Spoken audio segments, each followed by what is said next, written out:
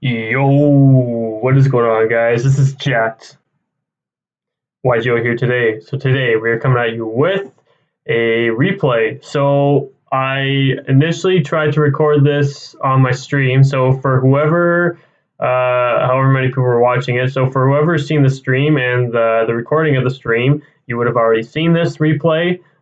So yeah, if you've already seen it, good for you. I guess. Not even 5 hours ago. I just looked over at YouTube and this replay actually just got posted by Dueling Archives. This is a crazy match, so I thought I'd show it through the replays and kind of dissect this match a little bit. Now, I am not going to go over my deck list. Reason being is because number one, I went through it. If you've been on my stream, you've seen me analyze my deck list and theory it out and see which cards work and which cards don't.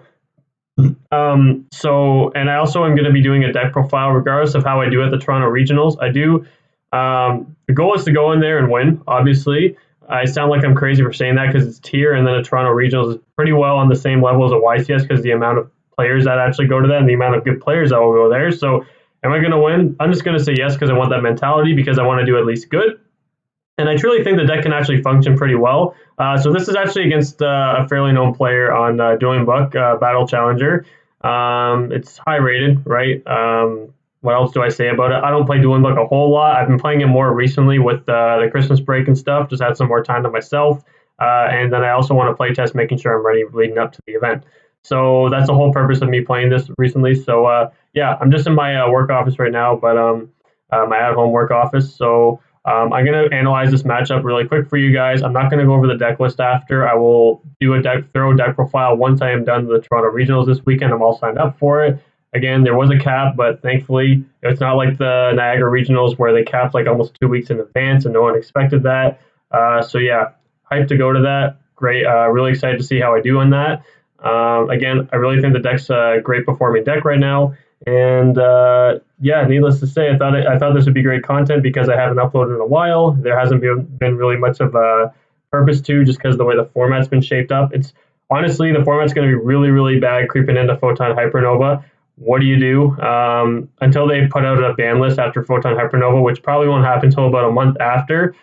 This deck and any deck after that's not going to be playable unless you're on some variant of Cast-Tier or Tier Element. Cast-Tier Tier Element's literally going to be the most broken deck of all time. There's hands down with cards like Tasking and stuff.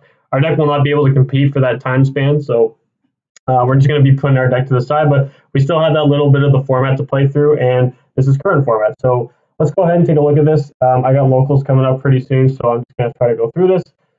Rock, paper, scissors, shoot. I actually won the rock, paper, scissors, and 45 versus 40.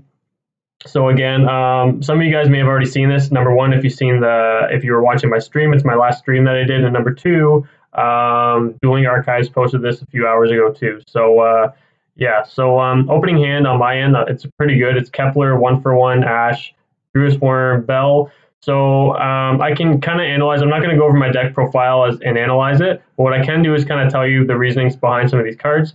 All these cards will protect you from the cards that are hurting you. The Bystials. Now, the Bystials don't do anything for you when you're going first. The thing is, though, this and this do stuff for you going first. This blocks a Havness from triggering, which you don't want to Havness milling 13 cards in your turn. It's literally game over usually when that happens, especially if they have a Bystial in hand. And then Bell is to stop any of their fusions or any of their shufflers, and the Bystials too. So you have to play Bell right now, and you have to play Ash.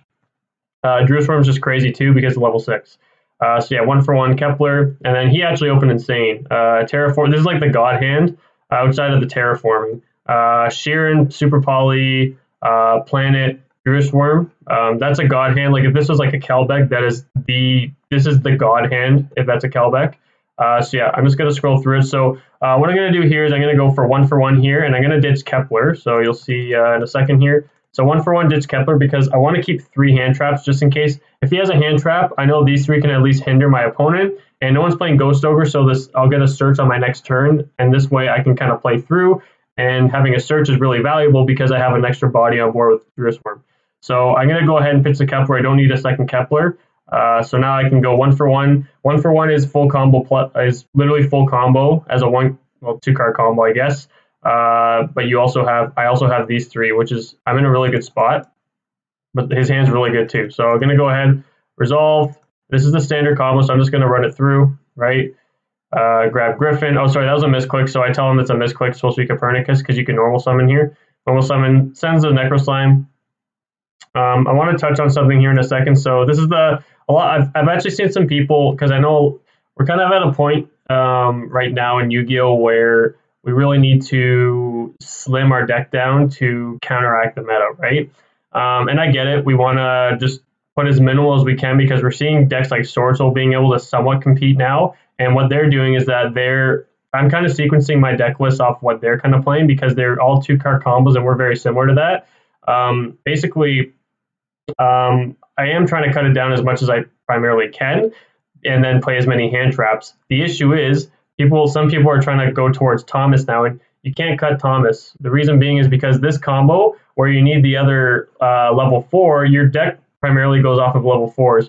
Thomas comes up every single match. There's not a match where I go without this card unless I like Boonga Boonga like my opponent, where like I just open a bunch of Swirl Slimes and I somehow win, or I just don't. Thomas is 100% necessary. You cannot cut this card. The combo interaction with Griffin popping itself to get you that other level 4 will come up every single time. So yeah, you cannot cut Thomas. I just want to make a note on that. So yeah, next play, I'll fast forward it. Go ahead, do the combo, right, add it back, special summon it. So just getting level 4. This is just the casual 1-card combo, or sorry, the 1-for-1 combo. Now, okay, so something I want to analyze here. You're going to have Vice Typhon and Necro Slime in the graveyard. So the reason why this deck can actually do decent is because this can actually fairly effectively. Now, if they have a Druid Swarm plus a Magnemite, good luck, right? I mean, the Druid Swarm is going to deal with any DDD you're going to be able to get on the board. You may be able to keep going, but because you can still revive a card back, right, if you have Ragnarok and Scale. But what I'm trying to say is that if they just have one, Vice Typhon is so good because you can reveal the Vice Typhon, because you really want the Necro Slime resolving, and sometimes you want this, but it's typically the Necro Slime because of the level 6. You're going to force them with the Vice Typhon, so they have to respond here, and if people don't know the deck as well as we do, especially right now, they're going to want to resolve their one Bestial name on the Vice Typhon, which you actually want them trying to stop. So I'll show you how to do like the 2-card combos later on and how we kind of go towards doing our 2-card combo now. But you always want to try to find a way to get both of these in the grave so you can better play around Bistials, if you know what I'm saying. So go ahead, I'm going to use a Vice Typhon. He's going to drop a Druid Swarm here. He's not too familiar with the deck. I get it. Not a lot of people are right now. He's going to try to Druid Swarm here. I'm going to Bell it. So Bell, again, you have to play this hand trap right now. Bell is a really good hand trap in general, but Bell hits everything except for Flunt. Well, even Flutter you can hit a Street. I've actually ended someone's turn doing it on the Street. It's not likely, but Bell for one hits every like rogue combo deck right now, and every combo deck right now Bell will hit in a pretty effective manner. The other thing though is that it's protection, right? So instead of playing a bunch of Bistials, you're going to play Bell because it actually protects you. You need some sort of protection because your deck really hurts against A, the Shufflers, and B, the Bistials, which a lot of people are on right now, right? So having that form of protection that people don't see coming is actually really strong. So this allows me to go full combo. I'm just going to go off and do my thing, right? Fusion, special, chain block, right? Special something back. This is the 1-for-1 combo. Link off, grab the fusion spell. Now I can go like 1-for-1 on its own. The card's so good, so and that's a pass. So what I was kind of thinking here was so he draws Rhino Heart, which is really good. What I was kind of thinking, I didn't think he would be on Super Poly. A lot of people aren't, and of course he is. I figured since he's on 40 cards, and a lot of people were watching the match, and he has a Bestial, he is playing TEARLAMENTS, which was a good call because he was. I just didn't expect him to be playing Super Poly, so I kind of just flooded the board. The thing I could have done was fusion summon both of them off, like the Gilgamesh, the spare Gilgamesh, and the fusion, and then just summon these two. Now that's good, but the only thing that you're really doing is that they're already going to be able to summon a monster like a dark, and then fusion away with your other dark to make a Mud Dragon, right? And the card I'd rather have them summoning on me is actually Stapelia because Mud Dragon turns off my Headhunt. Mud Dragon's actually a really powerful card, and I don't want them going for that. So basically having this, if they do have Super Poly, they're going to have to use these two, which I'm completely fine with because I have 2 solid hand traps. I have Headhunt. The main problem cards on my board would be Caesar and Headhunt, and they can't actually deal with those with a Super Poly. So Super Poly, yes, it's good, But these two cards, if you can use them correctly, should unless tier opens really like the millers and like really big gas, you should be able to turn out like pretty well any board with just these two. So they really can't deal with you, right? This card on its own is really strong. And then if you survive a turn, you're winning because you have all this, right? So Super Poly is not the end of the world, right? So he's gonna go ahead and drop the Super Poly. Doesn't need the terraforming, right? Stapelia, right? I wanted some of the Stapelia here. So he drops Perlarino. I'm gonna let that go. So I mean, there are times where if you ash the Perlarino, it's actually really good. I never actually asked the Perlarino, and you never know. They might already have the Havness. They probably would have already triggered it if they had Havness. It's hard to say if you ever want to ask the Perlarino. I personally play the deck a lot. The card you really want to ask is Sheeran because it turns out a lot of options for them. Now I know he has Havness if I drop this, but if he uses the Sheeran and I ash it, it can sometimes end their turn, right? So he's gonna Sheeran, I'm gonna ash that. I drop Ash immediately on Sheeran. Like ashing a Sheeran is so strong. He's gonna normal summon, so now he's down to a normal summon, and he really can't extend unless he has. I know he has a Bastille, right? But he also has a Havness, and I have ways to turn that out with the Bastille. So we'll kind of go through this here. Gonna go ahead mill. He's gonna go ahead use a Havness, right? I'm gonna go Druid Swarm to force out his Druid Swarm, right? And then I'm gonna stop his Druid Swarm from summoning with Caesar because dealing with the Druid Swarm is really hard for us. Druid Swarm, is just a broken card, and you have to find a way to deal with it if it comes out because it literally clears any of your boss monsters for free. We have no solid answer to it unless you want to headhunt it, but you don't want to use a headhunt on it. So he's gonna use Stapelia, and this pans out in my sense, right? So I'm waiting to drop the Bastille on this, right? He does Bastille it, so I'm already forcing out the Bastille, which is great. And then I'm able to stop the Bastille from activating, and then he's going to go Stapelia, and then I'm going to go Headhunt to take the Stapelia, which makes it a lot harder for him because he still has to deal with this, right? So I'm going to take that because now he can't use Havness because I essentially chain blocked, right? So Druid Swarm's going to come out, and yeah, it's going to pass. So basically, the way I played that out was since a Caesar activated, what he should have done was when I used Caesar, he should have used Havness. So it's kind of a misplay. He should have used Havness. I guess he's holding it for his turn. He should have used Havness when I used Caesar, and then chain the Stapelia, right? Because he can chain Stapelia at the open game state, right? Or during that chain link, anyways. So yeah. Anyways, it pans out for me. I play it out right. The turn's over, right? So moving on to the next play here. So I'm going to go Gate Effect to search. I'm going to search out the Orthros because I want to make the Baron here. Get a normal summon, and I forgot that this was normal summon, so I try to send it. And I'm kind of going to go over what happens here. So I'm going to just touch on this that I got really greedy here. I honestly thought I just had the game in the bag, and I just wanted to finish this quick. So I went really fast here and just tried to get his Rhino Heart off board, and I completely forgot he had a Sheeran in his hand. I knew he had Havness, and I was like, okay, I can play around a Havness, no problem. What I could have done here, and I'll show you, is that all I had to do was go, because he's getting a boost from this, all I had to do, since he's only at 7,000 life, Thomas recycles the Orthros, pops the field spell so he doesn't have a boost, and then I can just go Baron, swing for 1,500. He goes down to 55, and then 3 plus 28 is game. That's what I should have done, so I didn't even have to play around Havness. I got really greedy and just went for the first sight of play. In a reality, if I was in like a tournament setting, I would have really analyzed the game state, look around, like when you clearly look around the settings right now, the obvious choice was to go Thomas, recycle the Orthros, place Orthros in the scale, pop this so this goes down 500. And I know he has Havness, so I know there's nothing else. I just go Battle Phase, Baron Swing, Swing, that's 58, or sorry, that's 7,300 direct. That's game.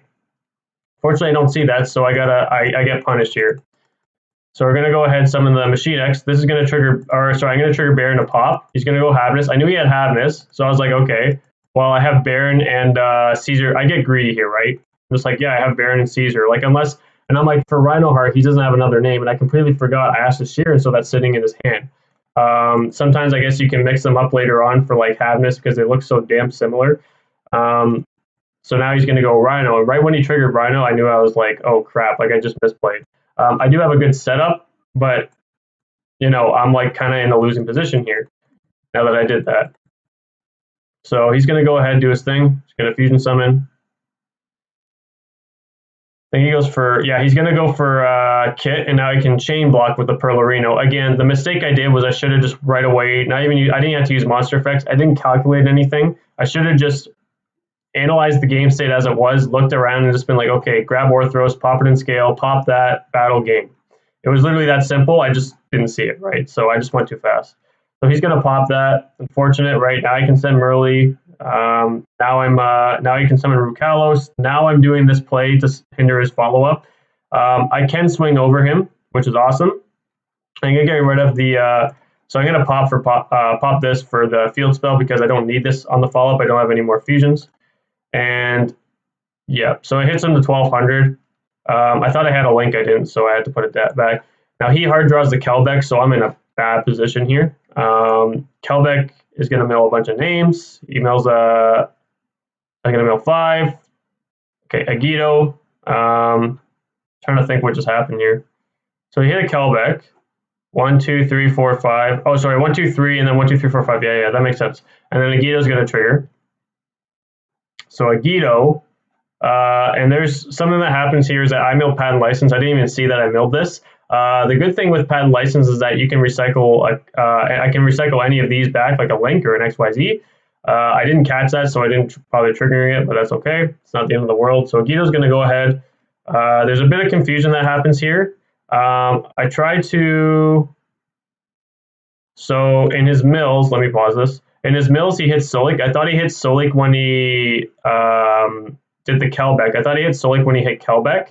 So I thought it was okay to just take the Kaleido Heart and then it trades for it. So I try to go ahead and take the Kaleido Heart.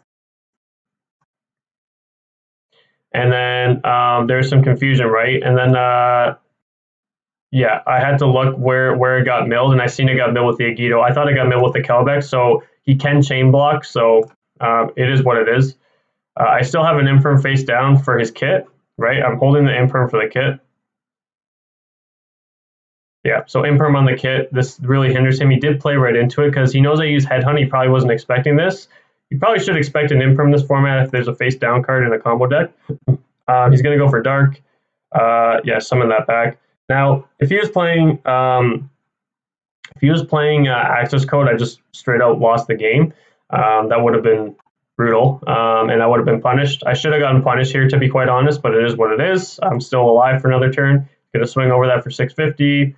He's going to swing me for 1800, and he's going to pass on a sprint, which is fine. He's going to summon Rukalos. So on his part, he definitely could have killed me.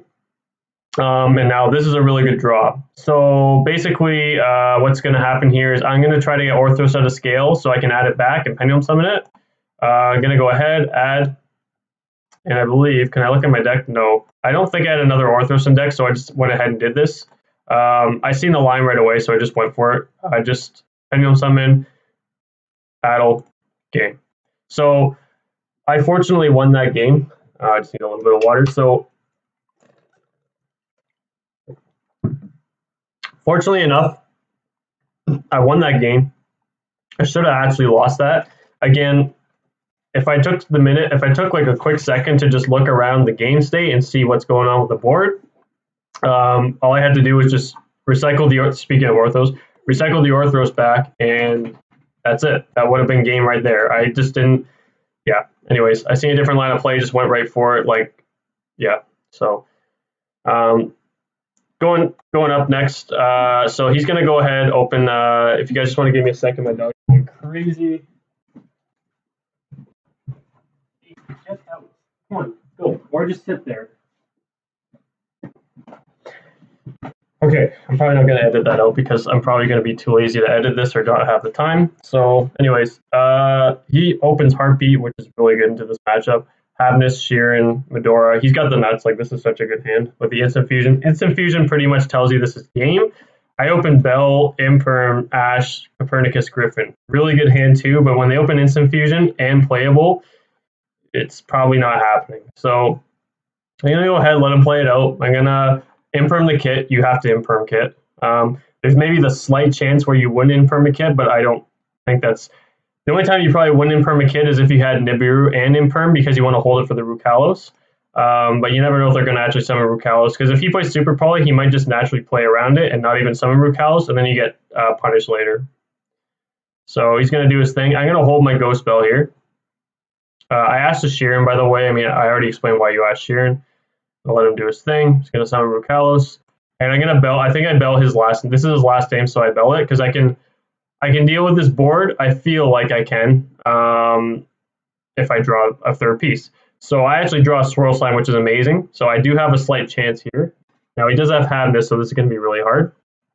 He doesn't have a Shuffler, which is awesome. So I can, looking at the board state as it is, yes, I can play around this, right? So he's going to negate the Rukalos, which is exactly what I want. Now, if I summon Copernicus, I want him to negate the Copernicus, and then I can go from there.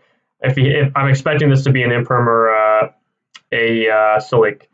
Now, he goes ahead and negates, or when he negates, he sends Havness, which is pretty good. So now I can do a fusion play, which is probably going to be the Kaleido Heart, I'd assume. He's going to go for Kit and then summon Kaleido Heart. He's going to summon Stapelia. So he's going to summon Stapelia, so I'm up against 2 Imperm, which is going to be a little bit hard. He's going to go Havness, which is, I didn't expect the second Havness. That's really good. And he's going to negate the Copernicus, which makes me think, okay, he's negating Copernicus with that, then he has a Solik face down, or an Imperm. Now he hits a Medora, which makes this a lot harder for me. This is kind of where it gets really rough. Again, if they open Instant Fusion, you're probably going to lose. So I try to go for the rank 4, and I completely forgot this makes my guy level 2. So he points that out really quick. I just have to go for the link and hope for the best here. So go for the link. I'm fully expecting an Imperm here. He doesn't drop it, so I'm like, okay, I think I can probably play. Because now he's used all his effects, right? Now he's using Heartbeat. It's game over. Like there's no playing around this. So I just scoop. So we're moving on to game 3. Again, there wasn't much to say about that game 2. I opened really good. He opened really good. But Instant Fusion, yeah, come on. Like Instant Fusion with Sheer and Havness, you're not winning the game. Like let's just put it that way. So I'm gonna go ahead and start. So he opens not that great. I mean, Havness is a great card. He opens names and a Havness with he has access to planet, which is good. I mean, there's just no like high impact hand traps. Now, Havness can be high impact because they can magically just mill 13 cards on you. This is why we play cards like Ash, right? So I'm gonna start off with Piri. Okay, so Piri's gonna go ahead and have the Kepler. Now, a lot of people are questioning, like, do you play Piri? Do you play Small World? In this format, you actually want to play Piri. The reason you want to play Piri, I kind of explained this before, is because you want to be up in terms of advantage. When you play Small World, you do neg. Now, the reason why Small World used to be better, in my personal opinion, was because with Small World, you would neg a card, you would neg a piece from your hand or like a hand trap, and at the same time, you would also get the piece you needed to make the 3-card combo. Because the thing that was most important, the last format, like the last few formats, was like in the Synchro format or whatever that was with Chaos Rule and everything before Tier came out, was you wanted to make the Baron line because people played 2 hand traps, like the Nib, all that stuff. You're trying to play around those hand traps, right? In this format, that's not really happening too much. What we need is advantage, and Piri is going to help you gain advantage, and it's better off the rip, like better off a top deck. So that's why I'm playing Piri. It allows me to play more hand traps in the sense where Piri is more open to you being able to play like a 1-card combo, you know? So this format, Piri, is going to be better. You can play a variant of Small World where you just max out on Crows and the Bestials. It's not really the best way to go because you still need to play cards like Bell. And the only real good Bestial for you is Dru's Worm, mainly because you don't want to play Magnamut in this format, and I tested this multiple times. If you've been watching my streams, you know why I don't play Magnamut. The reason why you don't play Magnamut is because your deck really hurts to the Bestials. You do not want your opponent doing Dark, taking the Magnamut, because that's going to hurt you way more than you're going to be hurting your opponent being able to resolve a Magnamut. Magnamut is not to be played in DDDs. I'm sorry. You just wait until you see someone with a playing Tier take it with Dark, and then you're really at a disadvantage. You can't give them advantage. It's all about advantage in this format. So yeah. So Piri's going to go ahead, and I'm going to grab Kepler, and I'm going to go for the Swirl Slime. He's going to chain Havness, and I got Ash for the Havness. Ashing the Havness is just so good. Ashing Havness and Sheeran is just amazing. So now this is like pretty well a god hand. Now I grab Swirl Slime. Now you're probably thinking like, okay, I can't go for the Baron, so you're probably thinking I'm gonna do like a rank 4 play, just like go for the Swirl Slime and like make the rank 4 play. I'll show you what I do here. So I'm playing a tech that's actually gonna really help us moving forward. Some people are on it right now, some people aren't, but I am very versed on I'm very solidified on playing this now. So I go ahead and summon Armageddon. The reason why Armageddon's actually really good right now, there's a few reasons. So Armageddon's really good because the card literally reads your opponent. Oh Jesus! The card literally reads your opponent cannot target monsters you control with card effects. That's all you really care about. It's so Druis Worm has to target.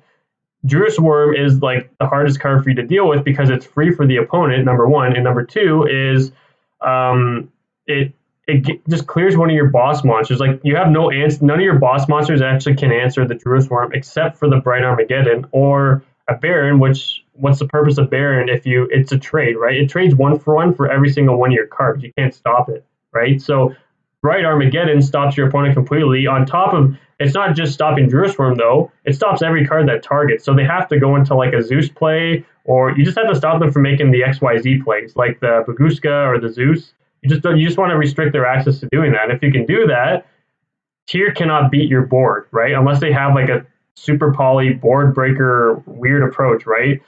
Which he kind of does, right? So the other good thing about it too is that when you use Piri, you can't normal summon Orthros anymore unless you want to add like another level 4 and your hand's already really gas. You can't normal summon the Orthros. So when you special Orthros, yes, you get locked into Fiends, but you get access to this, which is quite arguably like in a lot of instances better than Baron. Especially if they summon the Druis Worm, then they're in trouble, right? I mean, they're in no more of a loss summoning a Druis Worm, but you know what I'm saying by that, right? So. Go ahead, and by doing so too, since I already had it, I was able to grab the Headhunt. So we're gonna go ahead, scale up. So scale these two. I have to scale Rage because anytime you activate Piri, I mean, there's maybe some slight acceptances, but you need to scale up Rage so you don't die. Go ahead, do the combo. I'm just trying to make this as minimal as possible. Just make the rank 6 because I already have this engraved. This can revive that back once I do my fusion summon, and then I can overlay this to a Machine X. And I have Machine X for 4 and Headhunt with the DD Crow.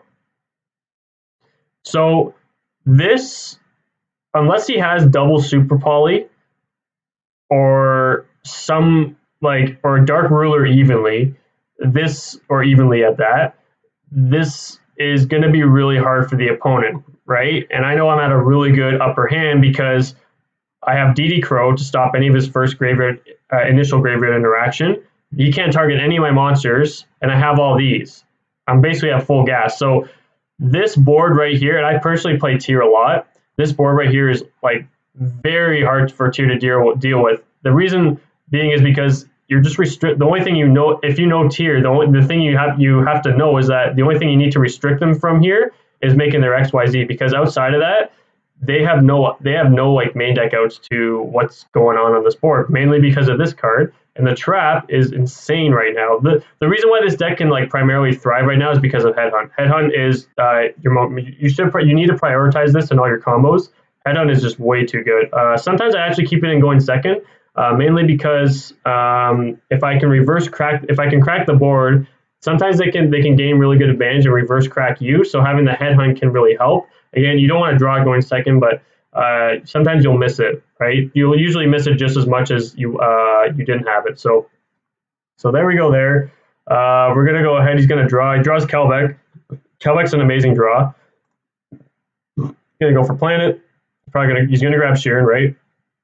Sheeran. So Sheeran has to resolve here. If I stop the Sheeran, and I don't want him resolving Sheeran or any of his Millers because I do not want him hitting fairies. Once he hits fairies, it's hard, right?